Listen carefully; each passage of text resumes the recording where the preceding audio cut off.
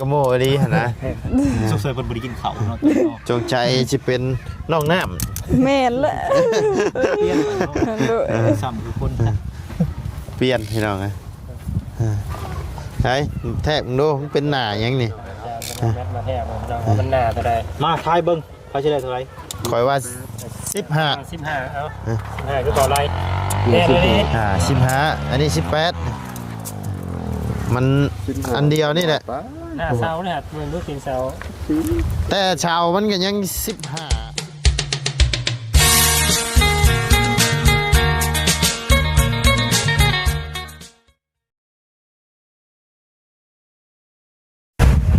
โอ้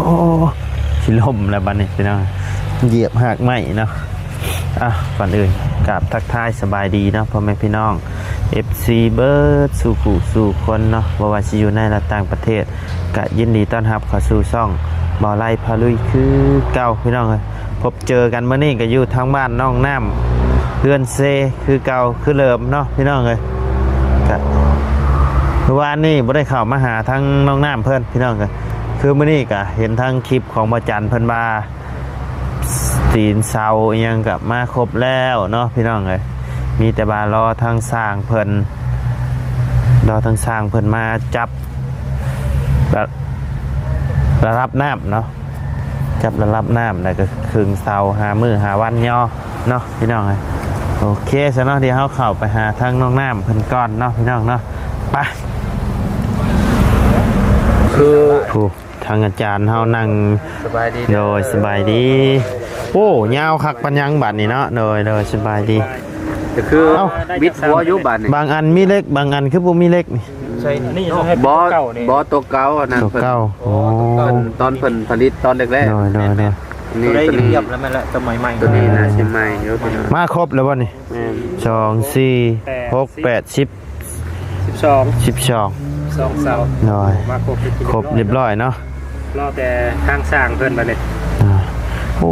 เราสิมาหักโยบัดนี้เพราะว่านี่60เซนนี่เนาะสูงเด้60เซนเพื่อเพิ่นสูงเนี่ย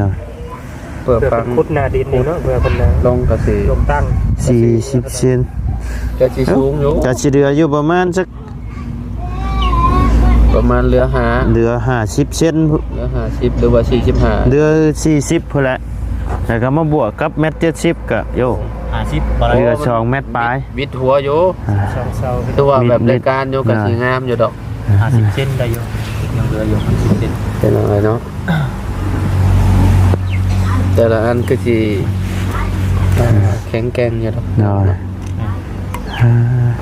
ทางเบาจันบ่มานี่นะเดี๋ยวถามน้องน้ำก่อนสวัสดีเด้อสบายดีเบาจันเบาคนมาเนี่ยด้วยกับบ่าวบุญเนาะมาก่อนเนาะอันนี้มันหนายังตัวนี้คือน้อยฮะได้อยู่บ่นี่นะทอดบ่หนา15ตัวนี้ใส่นี่คือหน้าน้อยนะคือหนาน้อยฮะตัวนี้แม่หน้าน้อยใหญ่เนาะสงสัยแบบคนละบ่มีอันเดียวนี่แหละนี่มีเดียวพิษหูพิษตาหมู่นี่บางเสาด้วยเท่าไรสนาเท่าไรซะเสานี่หนา15บ่ก็อาจสิพอดีเนาะนี่เป็นตัวเก่าป่ะตัวเก่าอันนี้15นี่ฮอดนี่12นี่12ประมาณ13เวลาวางจะเห็นมั้ยบางนี่ตีนเสานี่พ่นเลยนี่ตัวนี้อันนี้แค่หน้ายังหน้า15บ่เนี่ยจะหน่อยอยู่บ่ได้นี่รถเจ้าของห้านเพิ่นมาส่งเลยบ่น้องน้ำนี่นะโดยบริษัทเพิ่นเองคันรถบ่จันมารอบเดียวบ่เบิดแล้วบ่ได้แล้ว12ต้นมันหากับถ่ายว่าบ่รถ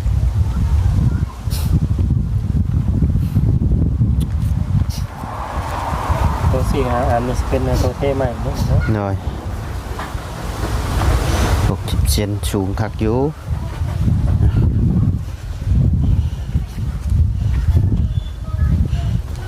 จักมือสั่งนี่เนาะลายมืออะไรเกือบเป็นอาทิตย์ลายมือบ่มันแต่เบาเงามาผู้ใดสั่งใหม่นะน้อยมาเปลี่ยน พี่น้องมีตีนเสาตีนเดียวนี่แหละน้อยก็โมเนาะเดี๋ยวสิลองแทกเบิ่งเสาตัวนี้เนาะเดี๋ยวไปแทก ตีนเสาแล้วก็มาแทก แม่น ลองมัดเบิกตีนมันมีตัวหนึ่งที่ว่ามันน้อยเนาะตัวนี้ได้เท่าได้บุ นี่พ่นเลยนี่เห็นเนาะ โอ้มันบ่ได้แล้วซะมันตัวนี้นึงคือมันต้องชงคืนแล้ว พ่นเดี๋ยวตัวนี้เนอะอะไรตัวนี้นี่เห็นบ่ตัวนี้ได้ พอดีตัวนี้ มีตัวเดียวนี่มีตัวเดียวแม่น มีตัวเดียว สิเป็นตัวเดียวนี่แหละ แทกมึงวัดชอันนี่ โอ้น้องน้ำพ่อเจ้าบ่ได้เบิ่งบ่นี่น่ะ พ่อข่อยไปคาเวียมีแต่ว่า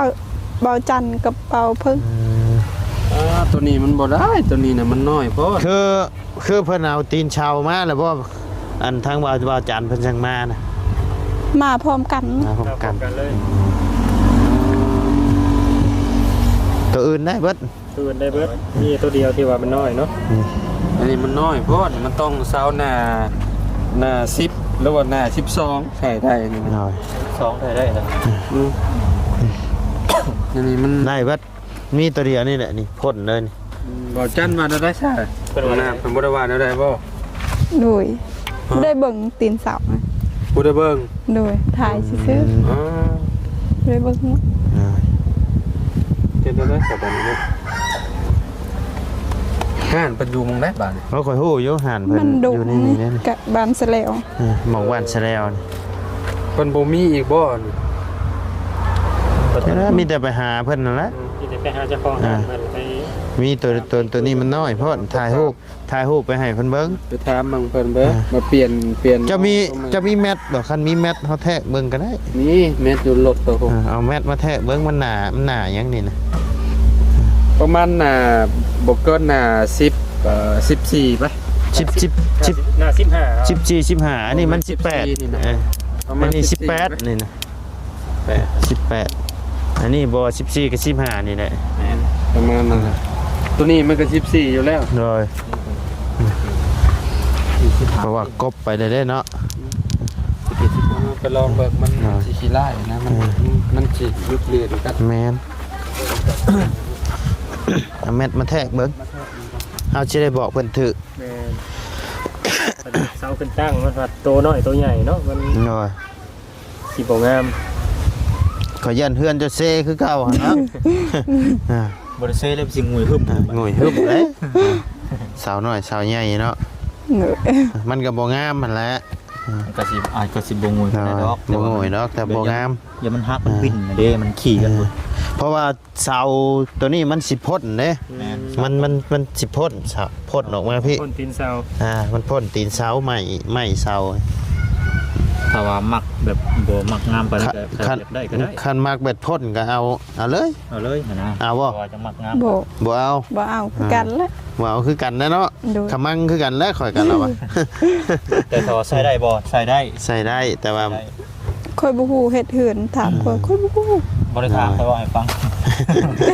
ซ้ำถามละ เออ บ่มักความงามแต่ว่าเรื่องอันนี้ฮะใส่ได้อยู่ เนาะแต่ว่าอยากให้มันคือโม่นี่แหละเนาะ แม่น เพราะว่ามันเดินไอ้นี่จอยก็โม่ดีหั่นนะ ๆสุกเสยเพิ่นบ่ได้กินข้าวเนาะ จงใจสิเป็นน้องน้ำ แม่นละโดย ซ้ำคือคนนะ เปลี่ยนพี่น้องไงไอ้แทบมึงดูมันเป็นหน้าหยังนี่ มาแทบมันหน้าเท่าใด มาทายเบิ่งใครสิได้เท่าไหร่ ข่อยว่า15 15เอา5คือบ่ไรแน่เลย 15อันนี้18มันอันเดียวนี่แหละ หน้าเสาเนี่ยเมืองลูกตีนเสา แต่ชาวมันก็ยัง15 16 15เลย 15 โอ้15มันก็บ่ได้นะ 16 มันลดอยู่แล้วมันลด มันล้น มันจะเปลี่ยนใหม่เนาะตัวนี้อันเดียวนี่ มีแต่เปลี่ยนใหม่เป็นเจ้าของห้างเปลี่ยนให้ใหม่ แม่นเพิ่นไปหาเพิ่นให้เพิ่นเปลี่ยนให้ตัวนี้เขาลงไปเขาบอกเพิ่นก็ได้แบะบอกเพิ่น เอาหน้า18เจ๊ยาว แม่น เช่น แม่นถ่ายรูปไปให้เพิ่นเบิ่งอันนึง อันเดียวนี่แหละ มีอันเดียวเลยพี่น้องเดียวมันน้อยเนาะ มีอันเดียว เ สร้างคนสิมา ต้นเกากับบางอันก็ทิมหา ก็เฮ็ดเอื่นอีกเลย เขามันอยู่น้ำเขาปาด แม่นเพราะว่าบ่ได้เข้าห้องในห้องเดือยได้นี่นะ บุรเขาเรือเขาปาดเอง แม่นจักสตินใน จากส ผ้า เขาผ่าอยู่ในป่าเลย เป็นไม้เป็นหยังนี่บ่ได้ไม้มาแต่ห้องเดือยไม้ผ้า ไม่เริ่มง ธรรมดา มันนั่ง แดดมันยังมันเริ่มแห้งเริ่ม น้อย กรอบเดิม อ่าก รอบแล้วไม่เริ่มเด้งแล้ว เลยข้าว พอตั้งเนาะ ข้าวตั้ง เขาตั้งใช้นี่อยู่เลยบ่งับไปพูดอีกบ่ อยู่พูด อ๋ออยู่พูด เป็นผู้มองปั๊บนี่บ่เอาว่ามองปั๊บ มองปั๊บนี่แหละ อ๋อก็เดียวว่าอยู่ผู้ คุณอยู่เถิง มองนี่แหละมองนี่เฮ็ดนาผมบ้านสิฮักนาบ่พี่เนาะบัดนี้ โดย มองนี่แล้วละงามนี่เนาะมองนี่แล้วละนี่ นั้นหน้าออกโคตร หันหน้าออกโคตร แม่น หันหน้าออกโคตร เดี๋ยวสิ นะ ตั้งนี่ผู้ที่กินกล้วยอยู่ทางตลาดกล้วยนี่ปลูกบ่นี่หรือว่ากล้วยนี่เนาะนี่ ก็กล้วยนี่ที่รถตำทมมันแต่ว่านี่มัน แล้วมัน โผล่ขึ้นมาเนาะ แห้งงามกว่าเก่าปะ เนาะ มาให้ชิ้นใหญ่ซับพี่แข่งแล้วบัดกินบ่เบิดมาเดียวกันไม่เริ่มกรอบแล้ว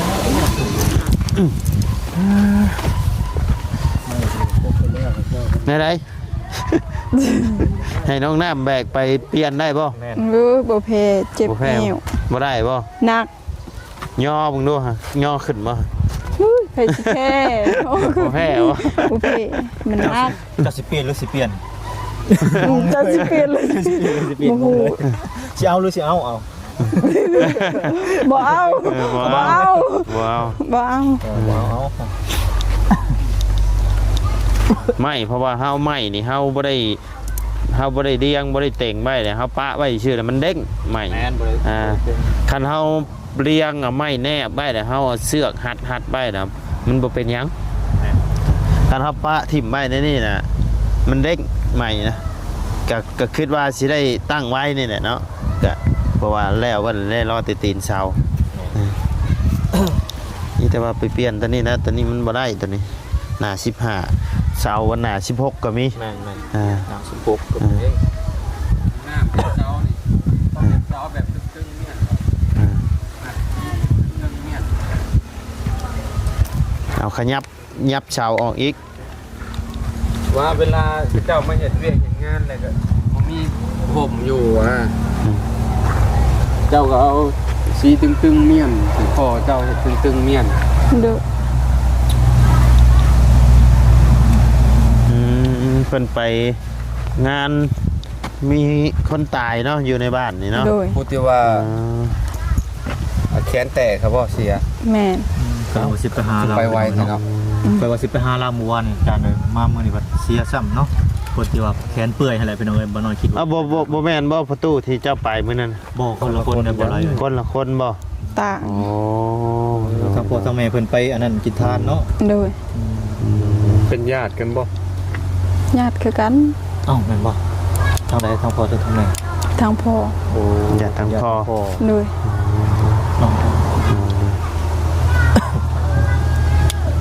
ตัวแล้วเราเป็นน้องคนเฮา แม่ เกิดแก่เจ็บตายเรื่องธรรมชาติ ธรรมศาสตร์ ปกตังบาบูนมันป่ามาแล้ว เนาะและพอดีแล้วถามมึงสิเอาเลยบ่ เช้าเลยบ่ สิเอาเลยบ่น้องน่ะ บ่เอา ต้อง เปลี่ยน ต้องเปลี่ยนแล้ว ต้องเปลี่ยนพี่น้องนะ ทางน้ำมันอยากได้ใหม่เนาะอยากเปลี่ยนใหม่ โจ๊กข่อยคือกันแล้วข่อยเป็นข่อย ม กั อน งงามเด้ มองงามนะ อยากให้มันสม่ำเสมอกันเนาะ ต้องเปลี่ยน อยากให้มันคือ ได้แต่ความสูงซื่อๆเนาะ โดย แต่หน้าบ่ได้จะเป็นต้องเปลี่ยน บ่ฮอ นะ ด พี่น้อง บ่ฮอดอาทิตย์หนึงแล้วเซคืน เจ้าย่านเช่คือเฮือนหลังเก่าบ่ โดย เช่น่ะบ่เช่หรอกแต่ว่าเสาตัวนี้มันสิพ้นจากตีนเสา มันสิบ่งะ น่ะมันบ่งามจักได้สิเอาไว้ทั้งกลางเอาบ่ บ่ฮู้ เอาไว้ใส่ก็บ่งามนะนี่แต่ไปเปลี่ยนแล้ว บ่มีแต่ไปบอก ได้ บอกมันก็ต้องเปลี่ยนเฮ็ดเปลี่ยนให้ไหม หน่อย ประมาณมือหนึ่งเทอันหนึ่งก็น่าสิแล้วไวอยู่ดอกมัน หน่อยมีอันเดียวนึงเนาะ มีอันเดียวมันบ่ได้หลายอันนะ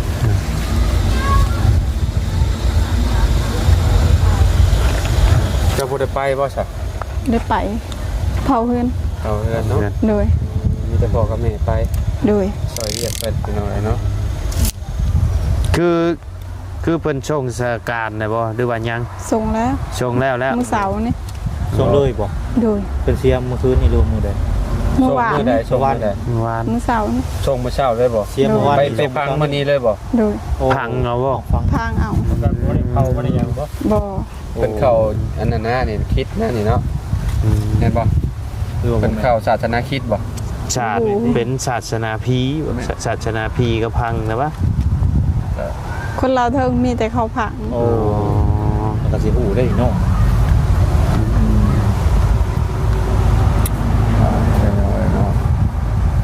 คือ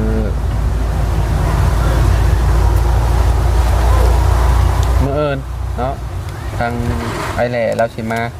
มื้อ เด้อ อื่น น้อง บ่ น้ำเด้อ โดย มื้ออื่นเราสิมาปรับนี่แหละบอลฟุกเพื่อนเจ้านี่แหละ มื้อนี้มาบ่ทันค่ำก่อน แม่นเรามาบ่ทันแล้วเรายังเห็น ข่อยว่าอายุคิวยังกลุ่มเพิ่นเอาก็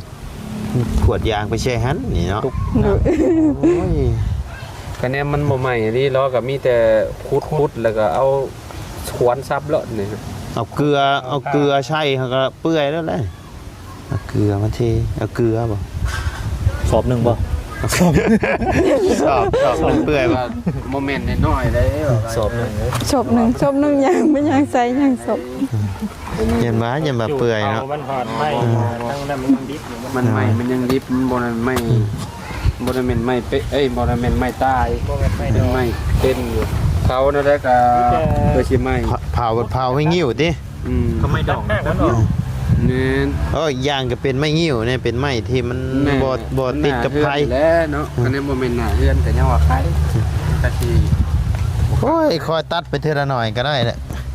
บ่มีจกบ่มีขวดบ่ บ่มีแต่ผ้า แต่ผ้า โอเคสหายทางน้องน้ำเพิ่นพูดคุยกับเบาน้อยกับเบาจรเพิ่นก่อนเนาะพี่น้องเอ้ยขอไม้นะน้องน้ำ